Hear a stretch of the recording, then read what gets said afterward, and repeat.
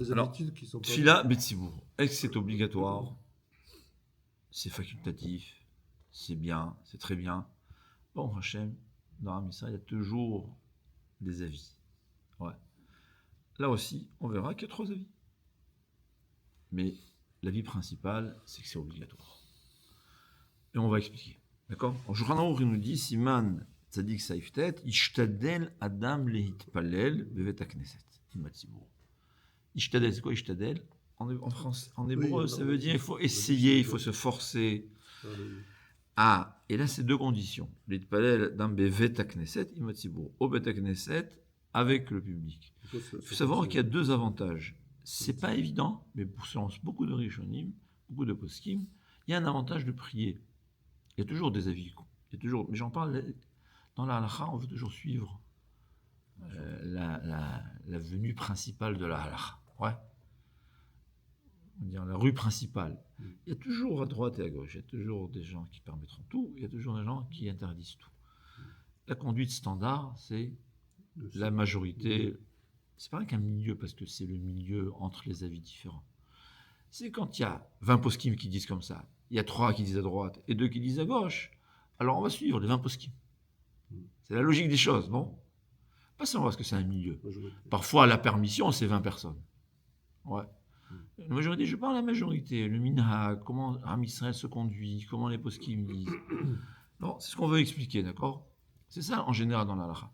Toujours à savoir qu'il y a des avis qui sont encore plus marmirim, et c'est toujours bien de vouloir et d'espérer, et de temps à autre faire le marmir, parce qu'on montre à Hachem notre volonté de lui faire plaisir, pas seulement de faire ce qu'il m'a ordonné, et pas plus. Je l'aime, je fais plus, parce que tout avis dans la halakha, il a une valeur.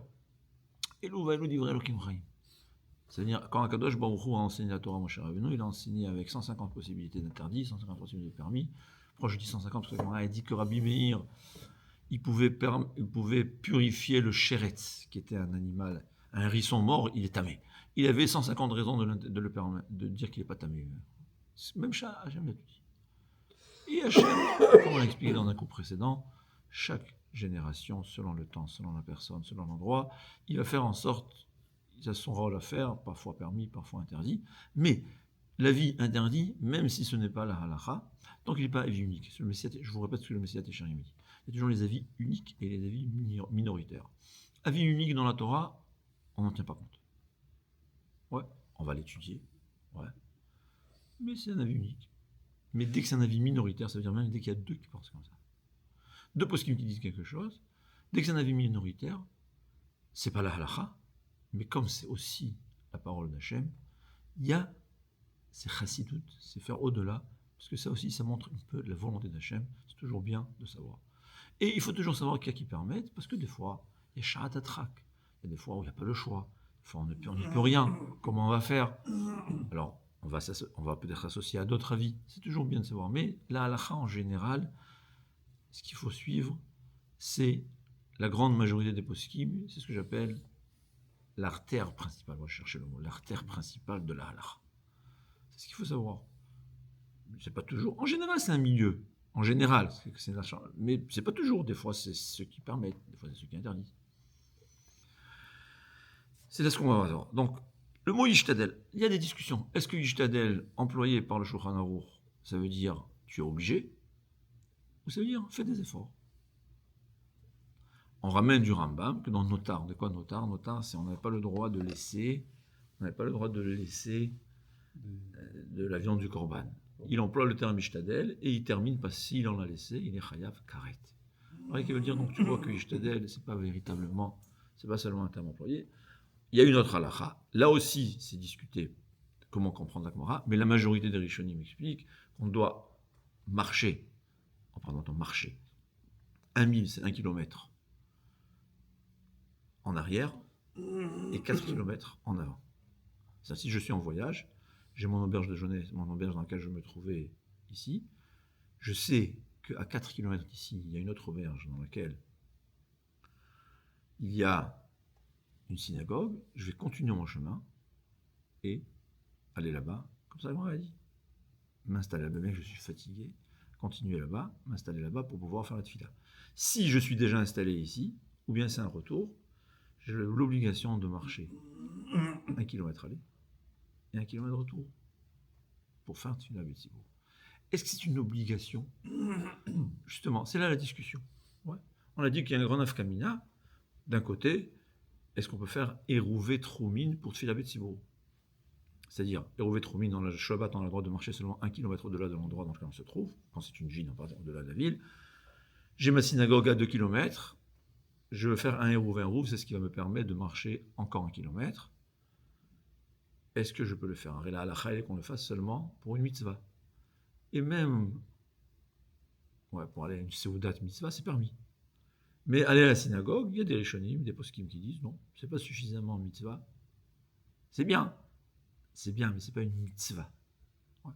Il y a nafkamina aussi, Arvit, c'est très intéressant. J'ai Arvit, j'arrive, il commence le Shemona Esrei. D'un côté, c'est bien de faire dans l'ordre.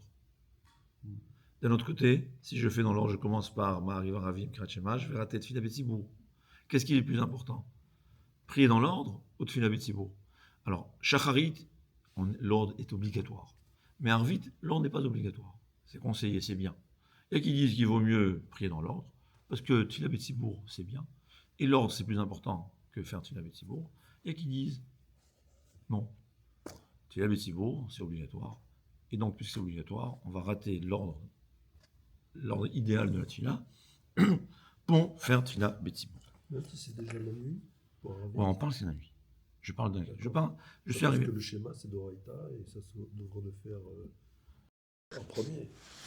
Mais il n'y a pas un risque que j'oublie. Je fais Shemona Esrei et tout de suite après tu as raison que dans ce cas-là, il va devoir faire Shemona Esrei, il n'aura pas le droit d'aller faire son travail avant de faire Kirat Shema.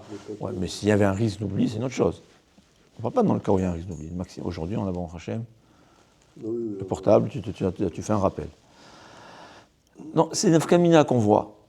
D'un côté, la Gemara a dit que Rabbi Eliezer, il a libéré un esclave pour compléter Minyan.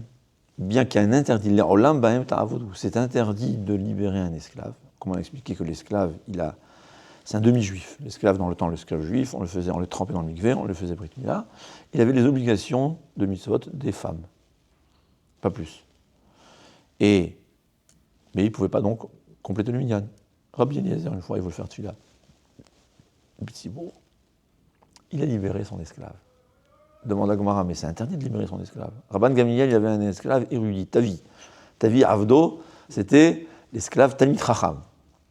Au point où une fois, par erreur, il lui a cassé la dent, je ne sais pas ce qui s'est passé, Rabban Gamliel est venu chez Rabbi Yochanan, il a dit « Waouh, je suis content, maintenant mon esclave est libre. » Ce Talmid Chacham, j'aurais voulu qu'il soit un juif total. Rabbi Yochanan a dit non, parce qu'il n'y a pas de témoin. Mais on voit que Rabban Gamliel, il voulait, au point où il était heureux quand il s'est imaginé qu'il a libéré. Et pourtant, il ne l'a pas libéré, parce que c'est absurde de libérer un esclave. Et Rabban Gamliel, et Rabbi Eliezer, il a transgressé, entre guillemets évidemment, pour libérer un esclave. Comment c'est possible? Dit le Roche, oui, c'est Tfila Betsibour. Bon, alors, quel est l'avantage dans Tfila Betsibour? C'est là les discussions. Est-ce qu'on peut convenir? Mais donc on voit, et c'est important, la Gemara a dit que Rav Nachman était fatigué, il n'est pas parti à la Tfila. Betsibour. Alors ses amis lui ont demandé, mais Rav, pourquoi tu n'es pas venu à la Tfila Betsibour? Il a dit, qu'est-ce qu'il y a? On dirait qu'il était étonné de la question. C'est pour ça qu'on voit, c'est-à-dire, au fait, dans les Gemarot, il y a plein de preuves, à droite et à gauche. Concrètement parlant, ce qui nous concerne, il y a, comme on a dit, il y a 3 avis différents. Il y a un avis unique, qui dit, il n'y a aucune mitzvah de faire la Betsibour, c'est bien, tu as gagné. Tu gagnes au loto. Ouais. Il y a qui disent, c'est extrêmement bien, c'est super, c'est très important, mais ce n'est pas obligatoire. Et l'avis principal, comme je dis, la majorité des possibles de notre génération, qui disent, c'est vrai que ce n'est pas aussi obligatoire que les tefilines, c'est vrai que ce n'est pas aussi obligatoire que la matzah, parce que si je n'ai pas mis les tefilines, je vais devoir marcher pas seulement 1 kilomètre, mais même 10 kilomètres. Si je manque de chauffard à Yom Tov, alors dans le cas de Hérouv, parce qu'ils n'ont pas le droit de marcher au-delà de la ville, ouais, mais je devais voyager d'un côté de New York, de marcher d'un côté de New York à l'autre côté 5 heures pour mon chauffard. C'est une obligation. Quand il y a une obligation, tant que ce n'est pas pikuach nefesh, on doit le faire. L'effort physique. Il y a des niveaux d'obligation dans la Torah. Il y a chayav karet. Ouais. Il y a des choses que c'est chayav karet. Il y a des choses, c'est un lave. Il y a des mitzvot qu'on va permettre, shum kovod abriot, c'est une honte totale. Ouais. Il y a des choses assez, on ne va pas dépenser plus qu'un cinquième. La mitzvah de tfila betzibour, elle est obligatoire, mais dans les limites d'effort. Si j'ai besoin de marcher plus d'1 kilomètre, Chachamim ont dit je ne suis pas obligé. Mais si j'ai besoin de marcher moins d'1 kilomètre, je suis obligé. C'est une obligation. Ce qu'il faut savoir, c'est ça, la halacha, comme j'ai dit. Alors, c'est une marloquette, mais l'artère principale des poskim considère que c'est une obligation. On ne parle pas maintenant des avantages, comme on verra. Ouais. Il y a un avis, mais on parle maintenant de la halakhique, comme on a dit. Il y a celui qui dit, moi je veux savoir. Sache que pour la majorité des poskim, et dans la halakha, on suit la majorité des poskim. Quand je dis, peut-être pas majorité, parce que je n'ai pas compté, mais quand je dis l'artère principale, en ce cas les poskim de notre génération, disent c'est une obligation. Il y a un avis intéressant. Il dit comme ça, qu'aujourd'hui c'est obligatoire. Pourquoi aujourd'hui? Qu'est-ce qu'il y a aujourd'hui plus qu'avant? La halakha est la suivante. Quelqu'un qui a fait Shmona Esrei, dans le Shulchan Aruch c'est écrit, et il n'a pas lu avec Kavana. Il ne pensait pas ce qu'il disait, il ne pensait pas qu'il était en train de prier à Kadosh Baruch Hu, il est en train de faire, il y avait le match de foot, ou bien les affaires, ou bien il s'est fâché avec je ne sais pas qui. Normalement, dans la halakha, c'est écrit dans le Shulchan Aruch, qu'est-ce qu'il faut faire? Il faut refaire un Shmona Esrei. Pourquoi? Parce que tfila beli kavana, une tfila sans kavana, kegouf bli neshama, c'est comme un corps sans âme. Alors pourquoi aujourd'hui, qu'on ne prie pas avec kavana, on ne répète pas, on ne refait pas le Shmona Esrei? La réponse, elle est, parce que la deuxième fois ne sera jamais meilleure que la première. Mais dans ce cas-là, alors ne fais pas. Dit le Gaon, tfila sans kavana n'a pas valeur de korban, de sacrifice d'animal, ça a valeur de sacrifice de mincha, de farine. C'est un niveau inférieur. Si, comme quelqu'un qui est riche, il est obligé d'offrir une vache. Mais s'il n'a pas les moyens, il offre une mincha.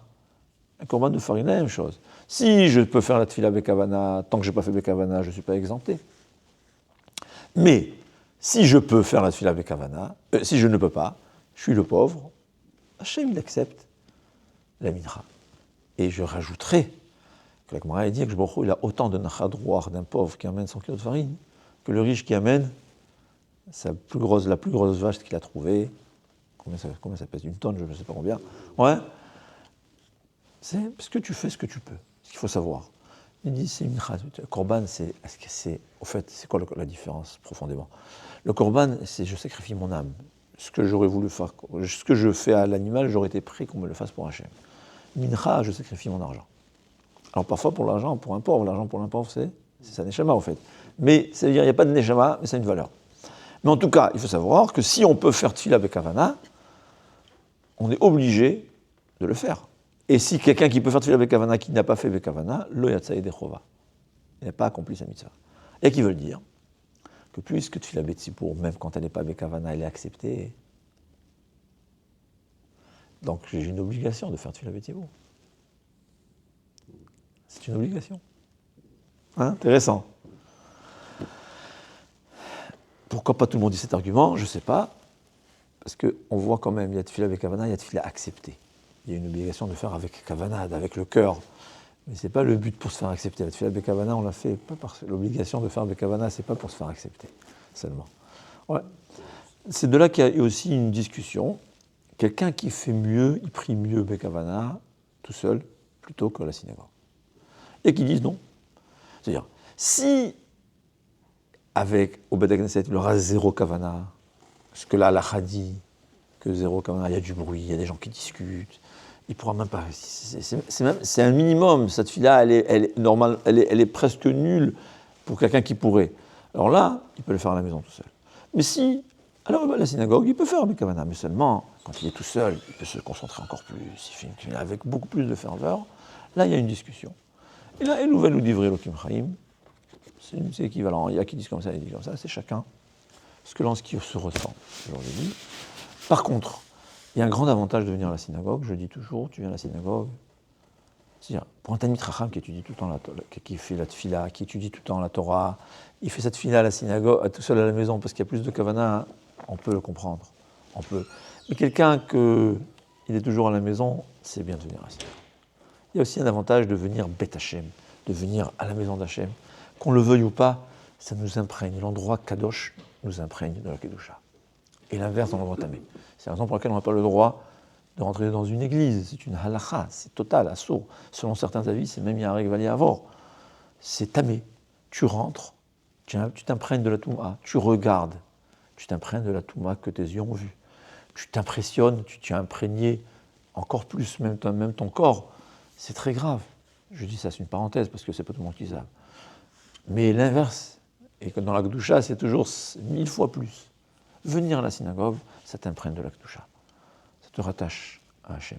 C'est Bet Hachem. Donc, quelqu'un, il faut toujours calculer. C'est pour ça qu'il faut un rave intelligent qui peut voir toutes les facettes de la question. Ouais. Mais, pour un Talmid Chacham, je dirais, il y a une discussion. Est-ce qu'il peut faire Beyachid à la maison plutôt que Betzibour avec moins bonne kavana? Et il y a des gens qui se conduisent comme ça. Il y a des gens qui se conduisent comme ça. Elou Va'elou Divrei Elokim Chaim, qui est la base de la halacha. Tout le monde a raison. Tout dépend qui, quand